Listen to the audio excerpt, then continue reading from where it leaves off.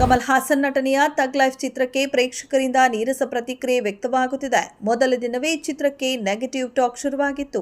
ಎರಡನೇ ದಿನ cinema collection ತಗ್ಗಿದೆ. ವಿವಾದದ ನಡುವೆ ಕರ್ನಾಟಕ ಬಿಟ್ಟು ಹೊರ ರಾಜ್ಯಗಳಲ್ಲಿ, ಹೊರದೇಶಗಳಲ್ಲಿ ಸಿನಿಮಾ ತೆರೆಗೆ ಬಂದಿದೆ. ಮಣಿರತ್ನಂ ಹಾಗೂ ಕಮಲ್ ಹಾಸನ್ ಸೇರಿ ಮಾಡಿರುವ ಸಿನಿಮಾ ಎನ್ನುವ ಕಾರಣಕ್ಕೆ ತಗ್ ಲೈಫ್ ಮೇಲೆ ನಿರೀಕ್ಷೆ ಹೆಚ್ಚಾಗಿತ್ತು. ಆದರೆ ಸಿನಿಮಾ ನೋಡಿ ತಮಿಳು ಪ್ರೇಕ್ಷಕರೇ ಬೇಸರ ಹೊರಹಾಕುತ್ತಿದ್ದಾರೆ. ಸರಿಯಾದ ಸ್ಕ್ರಿಪ್ಟ್ ಇಲ್ಲ, ಮಣಿರತ್ನಂ ನಿರ್ದೇಶನ ಚೆನ್ನಾಗಿಲ್ಲ ಎಂದು ಅಸಮಾಧಾನಗೊಂಡಿದ್ದಾರೆ.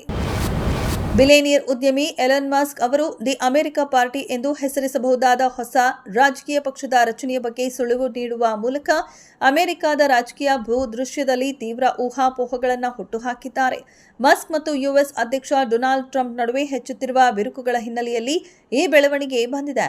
ರಾಜಕೀಯ ಜಗತ್ತಿಗೆ ಮಸ್ಕ್ ಅವರು ಪ್ರವೇಶವು ಅವರ ಸಾಮಾಜಿಕ ಮಾಧ್ಯಮ ಪ್ಲಾಟ್ಫಾರ್ಮ್ ಎಕ್ಸ್ನಲ್ಲಿ ನಡೆದ ಸಮೀಕ್ಷೆಯೊಂದಿಗೆ ಪ್ರಾರಂಭವಾಯಿತು.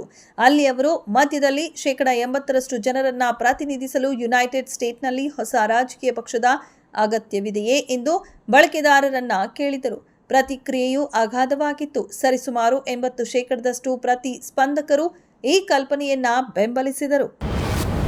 ರಾಷ್ಟ್ರೀಯ ಉದ್ಯಾನ ಪ್ರದೇಶದ ದಟ್ಟ ಅರಣ್ಯ ಪ್ರದೇಶದಲ್ಲಿ ನಡೆಯುತ್ತಿರುವ ನಕ್ಸಲ್ ವಿರೋಧಿ ಕಾರ್ಯಾಚರಣೆಯಲ್ಲಿ ಭದ್ರತಾ ಪಡೆಗಳು ಶನಿವಾರ ಇನ್ನೂ 2 ನಕ್ಸಲರನ್ನ ಹೊಡೆದುರುಳಿಸಿವೆ. ಈ ಹೊಸ ಎನ್ಕೌಂಟರ್ಗಳೊಂದಿಗೆ ಕಳೆದ 3 ದಿನಗಳಲ್ಲಿ ನಿರ್ಮೂಲನೆಗೊಂಡ ಒಟ್ಟು ನಕ್ಸಲರ ಸಂಖ್ಯೆ 4ಕ್ಕೆ ಏರಿದೆ.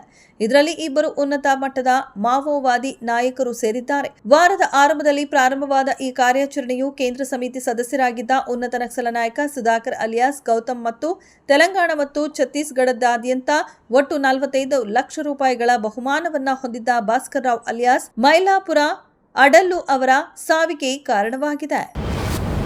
ಬೆಂಗಳೂರಿನ ಹಳೆ ಚಂದಾಪುರ ರೈಲ್ವೆ ಬ್ರಿಡ್ಜ್ ಬಳಿ ಇತ್ತೀಚೆಗೆ 10 ವರ್ಷದ ಬಾಲಕಿಯ ಶವ ಸೂಟ್ಕೇಸ್ನಲ್ಲಿ ಪತ್ತೆಯಾಗಿತ್ತು.